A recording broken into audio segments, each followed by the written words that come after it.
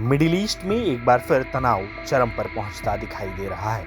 इसी बीच एक बड़ी खबर सामने आई है। अमेरिकी सेना का एक अपाचे हेलीकॉप्टर हॉर्मुज स्ट्रेट के पास क्रैश हो गया।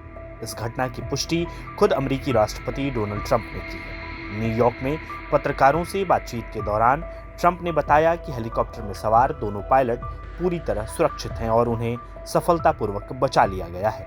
हालांकि अभी तक यह स्पष्ट नहीं हो पाया है कि हेलीकॉप्टर तकनीकी खराबी की वजह से दुर्घटनाग्रस्त हुआ या फिर किसी हमले का शिकार बना।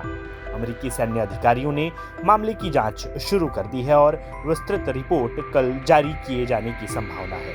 दरअसल हॉर्मुज स्ट्रेट दुनिया के सबसे महत्वपूर्ण समुद्री मार्गों में से एक है। वैश्विक तेल आपूर्ति का बड़ा हिस्सा इसी रास्ते से गुजरता है। इसी वजह से अमेरिका यहां Apache helicopter, MQ-9 reaper drone, FA-18 और F-35 जैसे मॉडर्न लड़ाकू विमानों की मदद से लगातार सुरक्षा अभियान चला रहा है। अब बात करते हैं पिछले 24 घंटे में मध्य पूर्व से जुड़े 5 बड़े अपडेट्स की। पहला अपडेट, ईरान और इजराइल के बीच 2 महीनों बाद फिर से जंग छिड़ गई है। अप्रैल में हुए सीज फायर के बाद ईरान ने इजराइल पर करीब 30 बैलिस्टिक मिसाइलें दागी हैं। इसके जवाब में इजराइल ने ईरान के कई सैन्य ठिकानों, एयर डिफेंस सिस्टम और पेट्रोकेमिकल प्लांट्स को निशाना बनाया। दोनों देशों के बीच बढ़ती यह टकराहट पूरे क्षेत्र की सुरक्षा के लिए चिंता का विषय बन गई है।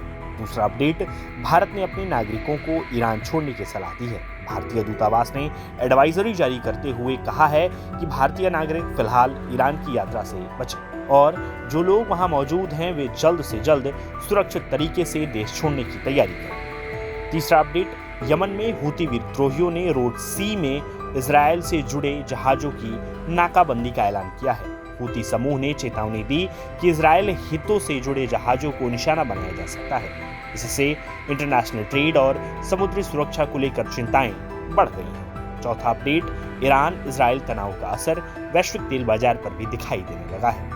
ब्रेंट क्रूड की कीमत $96 प्रति बैरल के पार पहुंच गई है, जबकि WTI क्रूड भी $93 प्रति बैरल के करीब कारोबार कर रहा है। निवेशकों को आशंका है कि अगर हॉर्मुज स्ट्रेट से सप्लाई प्रभावित हुई तो तेल की कीमतों में और तेजी आ सकती है।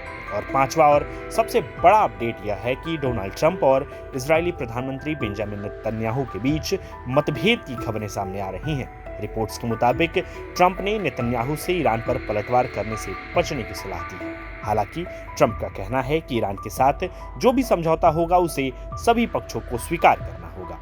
फिलहाल पूरी दुनिया की नज़र मिडिल ईस्ट की इन घटनाओं पर टिकी हुई है। आने वाले दिनों में यह तनाव और बढ़ेगा और कूटनीति के जरिए हालात सामान्य होंगे।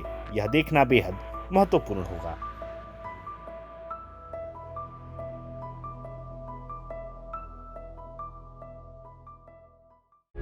प्रभातखबर.com, विश्वास वही, रफ्तार नहीं।